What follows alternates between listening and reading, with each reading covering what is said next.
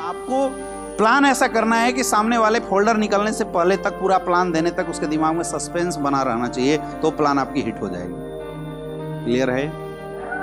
Human nature होता है, जब इंसान किसी चीज़ के बारे में थोड़ा सा जानता है ना, तो फिर वो कंपैरेटिवली देखना शुरू कर देता है। फिर वो अपनी नॉलेज के साथ आपकी नॉलेज को कंपेयर करने लग जाएगा, और जिस दिन कंपेयर आ गया ना, तो कंपैरिजन में कोई जीतता नहीं है, आपका काम वहीं खत्म हो जाएगा। इसलिए create suspense in your plan. अपने प्लान में आपको क्या करना है? सस्पेंस क्रिएट करना। अब मुझे अनुपम जी से बात करनी है, ये मेरा डाउनलाइन, ये मेरे को मिलवा दी, जैसे इंट्रोडक्शन करा दिया। अब हमारा काम होता है, हाय सर, नमस्कार, क्या शुभ नाम हुआ सर आपका? अनुपम राजपूत जी। अच्छा, बताया था सर, नागेश जी ने आपके बारे में बताया था। क्या करते हैं अनुपम जी? पढ़ाई कर रहे हैं। अरे सर, ये तो बहुत अच्छी बात है, क्योंकि स्टूडेंट लाइफ ही तो इंसान के जीवन की प्रारंभिक लाइफ होती है। और सर, आप एक अच्छे स्टूडेंट हैं, जैसा कि मुझे पता चला है। और सर, ये भी बता रहे थे कि आप पढ़ाई के साथ साथ जीवन में बाकी चीज़ों में भी इंटरेस्ट रखते हैं। आप काफ़ी ड्रीमर हैं, और बाकी चीज़ों का भी सर आप काफ़ी अंदाज़ा लगाते रहते हैं। इसलिए सर ने एक्चुअल में आपसे मिलवाने की हमें कोशिश करी थी। एक्चुअल सर, मेरा नाम अमित दुबे हुआ, और मैं भी सर एक स्टूडेंट हूँ। और पढ़ाई के साथ साथ सर हम लोग एक समाज कल्याण का काम करते हैं, एक हेल्थ अवेयरनेस प्रोग्राम का काम करते हैं। हमारा काम है 10, 20, 50 समाज को इकट्ठा करना, उनको जानकारी देना कि उन्हें क्या खाना चाहिए, कब खाना चाहिए, कैसे खाना चाहिए। और इससे रिलेटेड एक समाज में हम लोग हेल्थ अवेयरनेस प्रोग्राम चलाते हैं, जहाँ पे लोगों को इसके बारे में हम लोग एजुकेट करते हैं, लोगों को इसके बारे में जानकारी देते हैं। और उसी से रिलेटेड सर एक डिस्कशन था जो आपके साथ करना था, इसलिए नागेश जी ने आपसे टाइम लिया था। सर, क्या आपके पास अगले 40-45 मिनट तक का टाइम है? दे सकते हैं ना? तो चलिए सर, आपके साथ कुछ डिस्कशन करते हैं। समझ में आ रहा है? अब फोल्डर निकालना। हमने क्या किया? नाम पूछा, काम पूछा, काम की तारीफ करी, किया, है ना? फिर हमने अपने बारे में बताया, अपना परिचय दिया, फिर अपने काम के बारे में बताया। अभी तक मैंने कहीं एसलीपीएस का नाम लिया है? अब हम फोल्डर निकालेंगे। बात समझ में आ रहा है? ये होता है कंप्लीट इंट्रोडक्शन। कितना टाइम लगा? 2 से 3 मिनट। ये 2 से 3 मिनट ही लगना चाहिए, ज्यादा पुल मत बांध देना, ज्यादा हाल चाल रिश्ता गिनवाने की जरूरत नहीं है इनके साथ। यही 2 से 3 मिनट लगना चाहिए। अब ये बोलता वकील है। अरे सर, आप वकील हैं, लॉयर हैं? अरे सर, बहुत अच्छी बात है। आज तो सर पूरा देश ही समझिए तो वकील ही चला रहे हैं। पुलिस वाले कानून संभालते हैं, निचोड़ तोड़ मरोड़ तो सर आप ही लोग करते हैं। सर, अच्छा लगा सर आपसे मिलके, बहुत बढ़िया सर। आपको तारीफ करनी है इसकी। ये बोला हम टीचर हैं। अरे सर, आप टीचर हैं, शिक्षक हैं। कौन सी स्कूल में पढ़ाते हैं? प्राइमरी स्कूल में। अच्छा, बहुत अच्छा लगा सर मास्टर साहब, आपसे मिलके तो बहुत अच्छा लगा मास्टर साहब। क्योंकि देखिए, बोला जाता है सर कि एक इंसान के जीवन में शिक्षक का बहुत बड़ा रोल होता है। हम आज भी अपने सैल्यूट करते हैं शिक्षकों जिन्होंने मुझे प्रारंभिक शिक्षा, आपके माध्यम से तो सर देश की नींव टिकी हुई है। पता नहीं आपके माध्यम से सर पढ़ने वाले बच्चे आज कहाँ कहाँ अपने जीवन में तरक्की करेंगे। अच्छा लगा मास्टर साहब। खुश होगा नहीं होगा?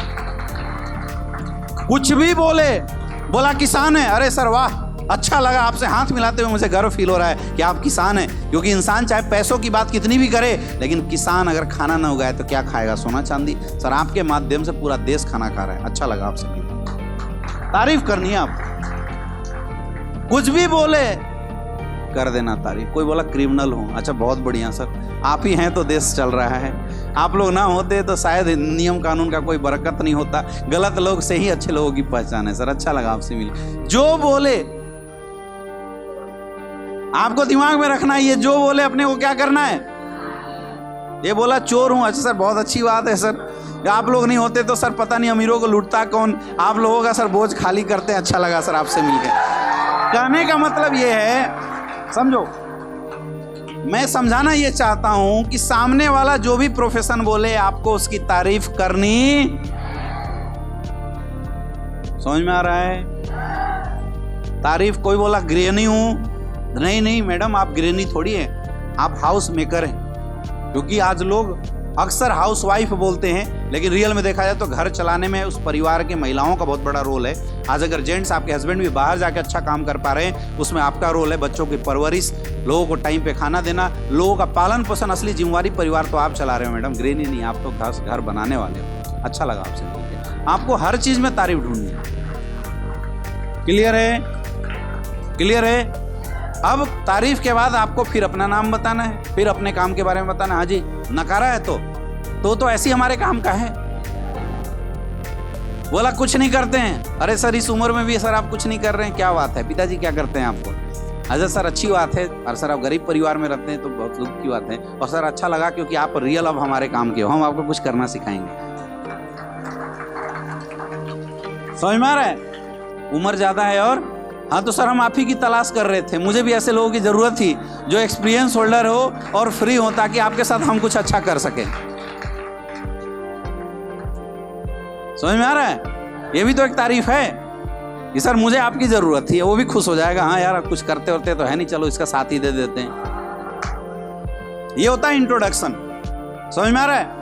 अब इंट्रोडक्शन में एक चीज़ और आप लास्ट में ऐड कर देना, सर हम लोग काम करते हैं हेल्थ अवेयरनेस प्रोग्राम के साथ। आपको ये लगता होगा क्योंकि हेल्थ की बात होती है तो सामने वाले को ऐसा लगता है कि कोई डॉक्टर तो नहीं है। तो सर मैं बताना चाहूँगा मैं कोई डॉक्टर नहीं हूँ, क्योंकि बीमारी दो तरह की होती है, एक होता है डिजीज, एक होता है लाइफ स्टाइल डिजीज। जब डिजीज की बात की जाती है तो उसके लिए स्पेशलाइज किसी डॉक्टर की जरूरत पड़ती है, लेकिन लाइफ स्टाइल डिजीज के लिए कोई डॉक्टर की जरूरत नहीं पड़ती। जैसे सर मैं आपसे पूछता हूँ, आपके घर में कोई बच्चा अगर खेल के आता है तो हम लोग क्या बोलते हैं, बेटा ठंडा पानी मत पीना, जुकाम हो जाएगा। वो डॉक्टर तो नहीं है, लेकिन उसको भी पता है जुकाम हो सकता है। और सर रियल में ऐसा होता है, आपके घर में किसी को चोट लगता है तो दादी अम्मा बोलती है हल्दी चूना लगा लो, चोट सही हो जाएगा। दादी अम्मा डॉक्टर तो नहीं है, लेकिन हजारों सालों से ये परंपरा चली आ रही है। वैसे ही सर लाइफ स्टाइल डिजीज के बारे में बात करने के लिए हमें और आपको डॉक्टर बनने की जरूरत। तो सर आज जो हम बात करेंगे वो लाइफ स्टाइल डिजीज के बारे में बात करेंगे। तो आइए सर कुछ प्रेजेंटेशन और कुछ पिक्चर के माध्यम से समझते हैं इस लाइफ स्टाइल डिजीज को। तब फोल्डर निकाल। अब हमें क्या करना है, हेल्थ अवेयरनेस प्रोग्राम करना है। क्या करना है? अब इसको फर्स्ट प्लान भी बोलते हैं। फर्स्ट प्लान में क्या क्या चीज होती है मोटा मोटी समझिए। सबसे पहले हमें कंपनी का प्रोफाइल बताना है। क्या बताना है? सबसे पहले क्या बताना है?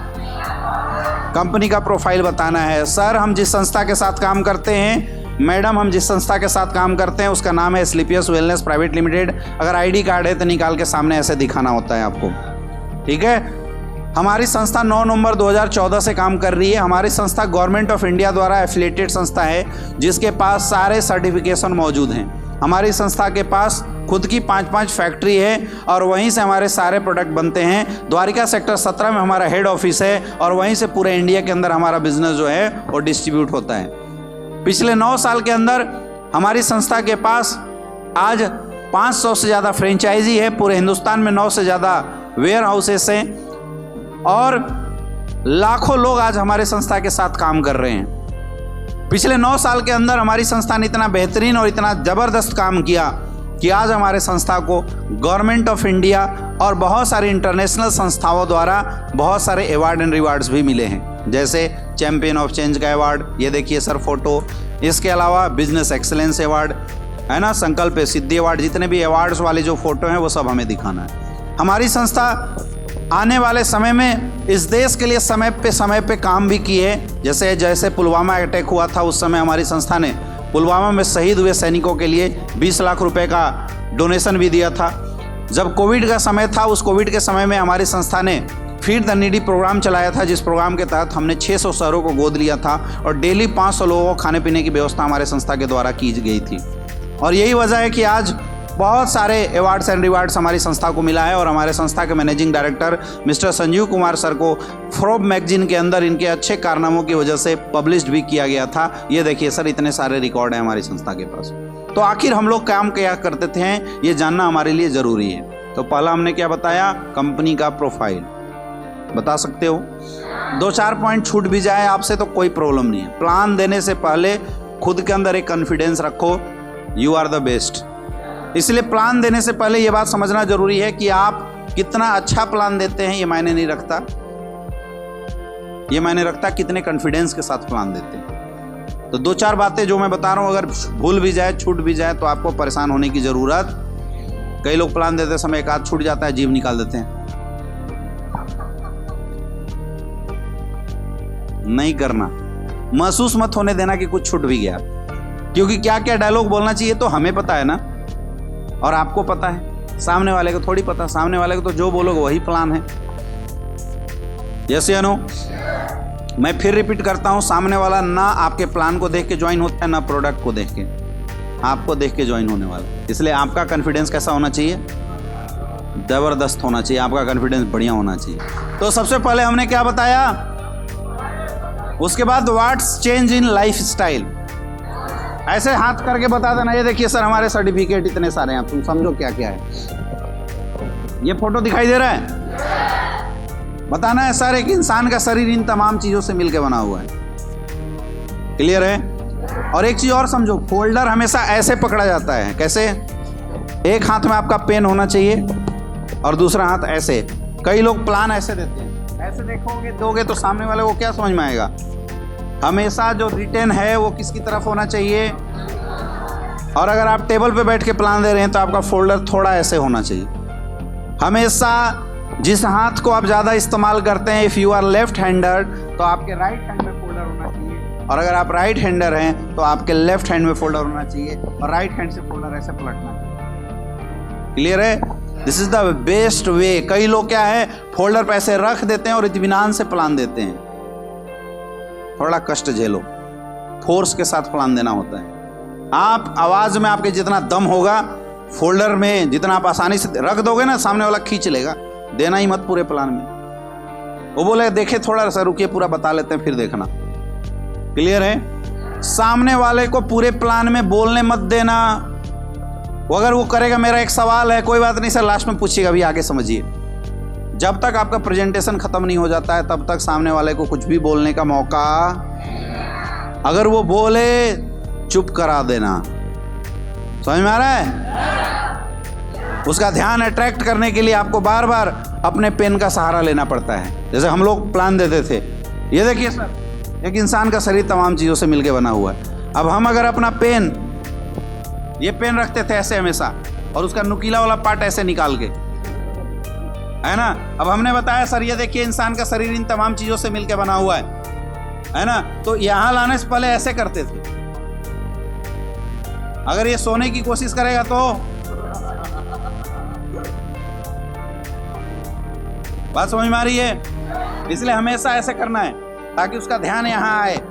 कई बार क्या होता है, प्लान देने जाते हैं, सामने वाला फोकस नहीं करता, तो फोकस करवाने का काम किसका काम है? ये आपका काम है। इसीलिए प्लान देते समय हमेशा ऐसे करके ऐसे लाया जाता है। कई बार सामने वाला सोएगा प्लान के समय, तो उसको बोला जाता है सर समझ में आ रहा है? मतलब आपका प्लान जब चल रहा हो तो सामने वाले की इतनी हिम्मत ना हो कि वो सो जाए। क्लियर है? तो पहला ये जो दिखाई दे रहा है, इसमें कोई डायलॉग नहीं मारना, सिर्फ एक ही चीज बोलना, ये देखिए सर एक इंसान का शरीर इन तमाम चीजों से मिलकर बना हुआ। अब तुम पढ़ो क्या है, हम क्यों बताएं? कुछ पढ़ने की जरूरत नहीं है। Water, fat, carbohydrate, vitamin, mineral, कुछ नहीं। हम शुरू में बोल गए हैं भैया हमको कुछ नहीं आता, हम कोई डॉक्टर नहीं है। बात समझ में आ रहा है? तो बस ऐसे घुमाना है। ये देखिए सर इंसान का शरीर इन तमाम चीजों से मिलकर बना हुआ है। खत्म, एक चैप्टर। नेक्स्ट। क्लियर है? अब यहां देखिए, अब सर इंसान का शरीर बना कैसे? ये देखिए सर इससे ये बना, इससे ये बना, इससे ये बना। उल्टा भी बोल दो कोई दिक्कत नहीं है ना। यानी शरीर में कोई सर दिक्कत होता है तो पहले यहाँ होता होगा, फिर यहाँ होता होगा, उससे पहले यहाँ, इससे पहले यहाँ। अब यहाँ दिक्कत कब आती है? जब खाने पीने में दिक्कत होता है तो आती है। ये चैप्टर भी खत्म। आसान है, मुश्किल है? आपको केवल फोल्डर पलट के डायलॉग जो मन में आए बोल दो। नहीं समझ में आया? अमित सर ने कुछ बताया था सर, आगे बढ़िए। यहाँ देखिए, मतलब बोलना है आपको, बस मैं बोलता हूँ बोलो, जो समझ में आए बोलो। क्लियर है? फिर यहाँ आना है। सर आज से अगर 50-60 साल पहले जाके देखते हैं तो एक इंसान जीता 80-90 साल। शुरुआत के 50-60 साल तक एकदम स्वस्थ, कोई प्रॉब्लम नहीं होता था, जीता 80-90 साल था। लेकिन आज के रेट में सर इंसान वही है, आज भी जीता 80-90 साल है, लेकिन शुरुआत के 10 साल भी स्वस्थ नहीं जीता। आज के समय में दवाइयाँ लेना पड़ता है। ये देखिए सर दवाई है ना, ऐसे दवाइयाँ खाता है इंसान। ऐसा क्यों हुआ? आखिर ऐसी हालात क्यों आई? इस पर रिसर्च किया गया तो पता चला पुराने समय की बीमारी है। ये देखिए सर ये सब थी। ऐसे हाथ कर दो, हैजा, प्लेग, चेचक। हैजा, प्लेग, चेचक बोलो और ऐसे ऐसे हाथ घुमा दो। अब जब ये बीमारी होती थी तो गांव के गांव खाली हो जाया करते थे। लेकिन आज हम सैल्यूट करते हैं मेडिकल साइंस को कि आज इन बीमारियों से कोई नहीं मरता, लेकिन आज ये सब बीमारी है, सर्दी, खांसी, जुकाम। अब पढ़ो ना, क्या है तुम्हारा काम? आपने वो क्या करना है, घुमा के हाथ यहाँ रख देना है बस, और कुछ भी बोल दो, सर्दी, खांसी, जुकाम। अब सर ऐसा क्यों हुआ? इस पर रिसर्च किया गया तो पता चला जब भगवान ने इंसान को बनाया था तो खाने पीने का आइटम धरती पे दे दिया था। तो पहले जो लोग खाते थे वो नेचुरल खाते थे, ऐसे हाथ घुमा दो। अब जब नेचुरल खाते थे तो मेडिसिन का काम करता था। आज हम क्या खाते हैं? ये देखिए ये सब खाते हैं, पिज्जा, बर्गर, मैगी। अब ये हमारे लिए स्लो पॉइजन का काम करता है। अब इसकी जरूरत क्यों पड़ी? देश आज़ाद हुआ था, देश की आबादी थी 50 करोड़, तो उस समय इतने फसलें उग जाती थी, इतने ज़मीनें हुआ करती थी जिसमें गोबर वोबर डाल के इतने फसल उग जाती थी कि बहुत आसान तरीके से लोगों के लिए प्रचुर मात्रा में फसल उगाए जा सकते थे। लेकिन आज पॉपुलेशन 3 गुना बढ़ गया। जहाँ पहले फल फूल उगते थे, फसल उगाए जाते थे, आज सब जगह घर बन गया। यानी ज़मीन कम हो गई, आबादी बढ़ गई। तो फूड का डिमांड पूरा करने के लिए पहले फसल उगाते थे, आज बनाया जा रहा है। ये देखिए सर, इंजेक्शन लगाया जाता है। आप देखे होंगे मार्केट में जो बड़ी बड़ी लौकी आती है, उन सब में इंजेक्शन डाला जाता है। अब जो फल फूल इंजेक्शन डाल के बनाया जा रहा है सर, वो कितना खाने में पौष्टिक होगा बताने की जरूरत नहीं है। आज सर कुकिंग मेथड बदल चुका है। आज जितने भी लोग काम कर रहे हैं, सब कुकिंग मेथड सबका बदला हुआ है। पहले के दौर में महिलाएं खाना बनाती थी, आधा घंटा 1 घंटा खाना पकता था, तो सर खाना के अंदर जो टॉक्सिक मटेरियल था वो निकल जाता था। आपने पुराने समय में देखा होगा कि महिलाएं जब चावल बनाती थी तो पहले चावल को पानी डाला जाता था, उससे जब आवाज आने लगता था तब उसके बाद उसके अंदर चावल डालते थे। अब जब चावल डालते थे उसके ऊपर से जो पेस्टिसाइड डाला जाता है वही झाग के रूप में बाहर आ जाता है। लेकिन अब सिस्टम बदल गया, अब तो प्रेशर कुकर का सहारा है, तो अब कोई झाग आता है तो अंदर ही रह जाता है। 2 सीटी मारे तो चावल तैयार, 3 सीटी मारे तो दाल तैयार। आज इंसानों की भी हालत सीटी की जैसी हुई, 1 सीटी मारो इंसान ही गिर जा रहा है। समझ में आ रहा है? आपको ऐसे उसको क्या है, ऐसा एंटरटेनिंग बना के बात करना है ताकि सामने वाले को मजा भी आए और सामने वाला आपके काम को सीरियसली सोचे भी। पहले खाना बनता था तो लोग 24 घंटे के अंदर खाना खाते थे, लेकिन आज हम क्या करते हैं, आज हम लोग खाना बनाने के बाद फ्रिज में रखते हैं। अब सोचिए एक इंसान है, इंसान को फ्रिज में डाल दिया जाए, जिएगा मरेगा, लेकिन लाश बिल्कुल ताज़ा रहेगा, दिखेगा तरोताज़ा। लेकिन अगर आप निकालने के बाद 2 महीने बाद उसको बोले कि सांस ले सकता है, चलो चल सकता है, दिखता तो ताज़ा है लेकिन अंदर से वो मर गया है। वही फल फूल साग सब्जी अगर हम फ्रिज में रख के अगले दिन निकाल के खा रहे हैं, आप बताइए दिखने में ताज़ा है लेकिन क्या उसके अंदर कोई पौष्टिकता है? लेकिन हम लोग उसी को खा रहे हैं। बताइए बीमारी होगा कि नहीं होगा?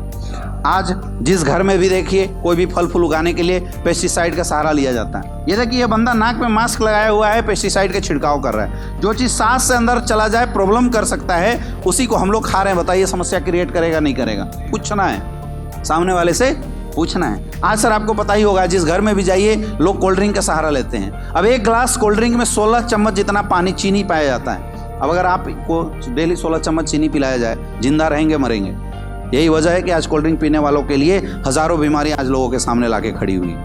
आज जहां भी देखिए पिज्जा बर्गर का जमाना है। अब बर्गर क्या है? एक रोटी है। हमारे घर में रोटी बनता है, सुबह बनता है, शाम को खाते हैं, शाम को बनता है, सुबह तक खत्म कर देते हैं। 2 दिन भी अगर रोटी रख दिया जाए उसके अंदर फफूंद लग जाता है। लगता है नहीं लगता है? लेकिन ये बताइए कौन सी टेक्नोलॉजी का रोटी है जो 2-2 महीना 3-3 महीने के अंदर फफूंद नहीं लगता? क्योंकि इसको बनाने में केमिकल्स इस्तेमाल किए जाते हैं, और वो केमिकल्स जो हम लोग हार्पिक के अंदर डालते हैं, टॉयलेट क्लीनर के अंदर डालते हैं, वो केमिकल्स इसको बनाने में हम इस्तेमाल करते हैं। अगला देखिए केक का टेस्ट कैसा होता है?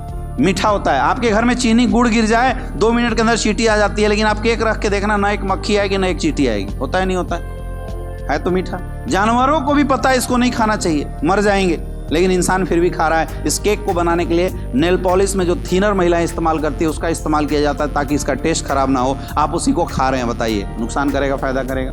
आज के ज़माने में लोग पिज़्ज़ा बर्गर का इस्तेमाल करते हैं। इस पिज़्ज़ा बर्गर को बनाए जाने में शैम्पू में जो केमिकल्स आप डालते हैं जिससे आपके बालों की सफाई होती है, वो केमिकल्स इस पिज़्ज़ा बर्गर को बनाने में इस्तेमाल किया जाता है ताकि ये खराब ना हो, लेकिन हम लोग उसी को खा रहे हैं। नुकसान करेगा नहीं करेगा? अब ये तो खाने पीने की बात थी, शायद इससे कोई बच भी जाए। ये देखिए वाटर पोल्यूशन, एयर पोल्यूशन, इसको कोई रोक सकता है क्या? मोबाइल रेडिएशन, आज हर घर में मोबाइल है। इंसान बीवी बच्चों के बिना रह सकता है लेकिन मोबाइल के बिना आज नहीं रह सकता। हालात ऐसी हो चुकी है। यस या नो? हाँ या ना? अब ये जो चेंज हमारे और आपकी लाइफ में आया है, इनकी वजह से हो क्या रहा है? इनकी वजह से कुछ नई बीमारियों ने जन्म लिया। अब यहाँ पे आना है और बीमारी का नाम देखो, जो मूड में आए बोल दो। सर देखिए पहला बीमारी हार्ट की प्रॉब्लम। आज हर 5 में से 1 इंसान हार्ट की प्रॉब्लम से मर रहा है। जिसको देखिए वो हार्ट की प्रॉब्लम से। आज 20-25 साल के बच्चों को हार्ट अटैक आ जा रहा है। ऐसी समस्या है।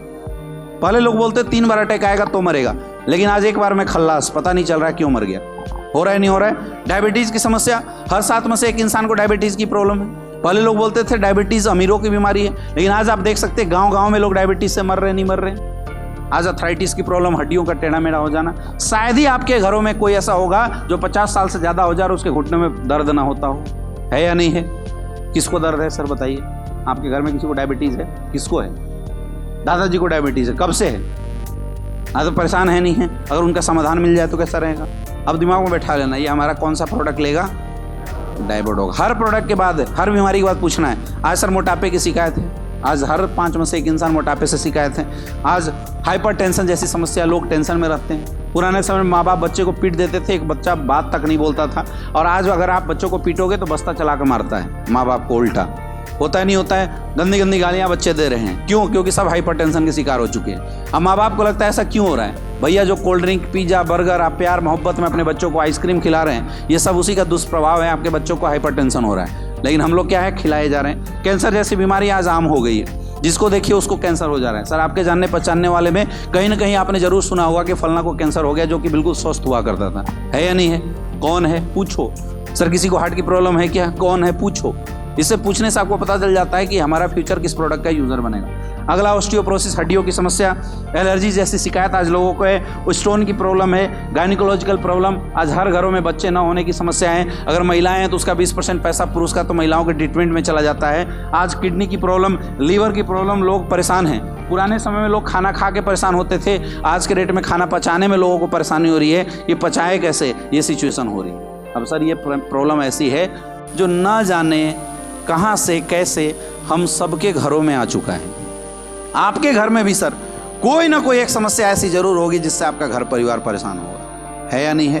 किसकी समस्या है? किसकी समस्या है? कौन सी समस्या है? पूछो, दिमाग में नोट कर लो।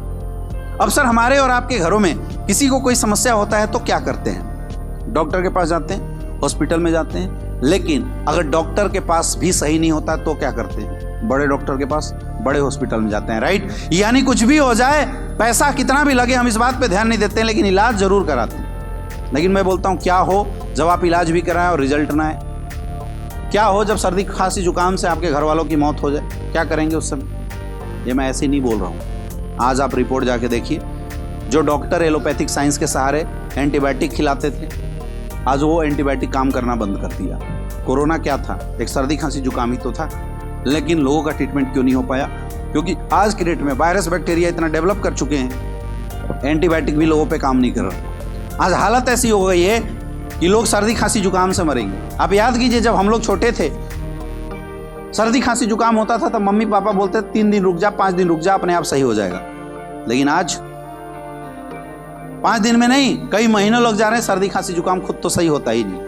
पुराने दौर में किसी को फीवर होता था, 50 mg टैबलेट देते थे, बच्चों को तोड़ के टैबलेट खिलाया जाता था। आज वही mg जो टैबलेट है 600 700 mg की टैबलेट है। आया ना?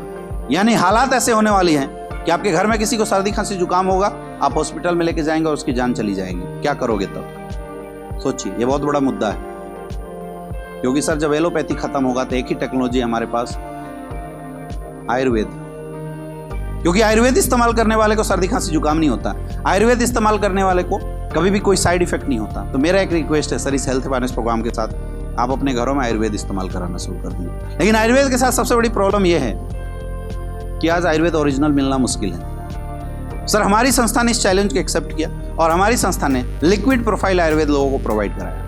अब सॉलिड लिक्विड में अंदर क्या है? सॉलिड चीजें चूरन होता है, जल्दी असर नहीं करता है, लिक्विड चीजें जल्दी असर करता है। लोग आयुर्वेद से दूरी इसलिए होते थे क्योंकि चूरन मिलता था, खा के असर करने में टाइम लगता था। लेकिन हमारी संस्था ने 20 साल रिसर्च करने के बाद एक ऐसा सिस्टम बनाया जहाँ पे लिक्विड प्रोफाइल आयुर्वेद को भी स्टोर किया जा सकता था। आज इसके रिजल्ट बड़े अच्छे हैं। आज हमारी संस्था के पास 5 कैटेगरी में, 7 कैटेगरी में टोटल 150 से ज़्यादा प्रोडक्ट हैं। हेल्थ अवेयरनेस खत्म, अब हमें कहाँ जाना है? अब एक एक करके प्रोडक्ट के बारे में बताना शुरू कीजिए। मोटा मोटी प्रोडक्ट बताइए, ज़्यादा डिस्क्रिप्शन मत दीजिए। ये देखिए सर, हमारा पहला प्रोडक्ट है इम्यूनोडॉग, रोग प्रतिरोधक क्षमता को सही करता है, इम्यून सिस्टम से रिलेटेड। और हर प्रोडक्ट के बाद एक डायलॉग जरूर देना है, सर आज हमारे प्रोडक्ट के रिजल्ट काफ़ी अच्छे हैं, बहुत शानदार रिजल्ट है सर हमारे प्रोडक्ट। ये सर हमारा थंडरबोल्ट है, किसी को बच्चे नहीं हो रहे हैं, उसमें मोटा मोटी प्रोडक्ट का डिस्क्रिप्शन आपको बताना है। पहला मैंने बताया कंपनी प्रोफाइल, दूसरा मैंने बताया व्हाट्स चेंजिंग लाइफ स्टाइल, फिर मैंने बताया अभी हम लोग क्या खाते हैं जिसकी वजह से क्या क्या बीमारियां हैं, what are the side effects of bad foods. फिर मैंने बताया हाउ वी कैन रिकवर, हम लोग कैसे रिकवर हो सकते हैं, तो आयुर्वेद के बारे में बताया।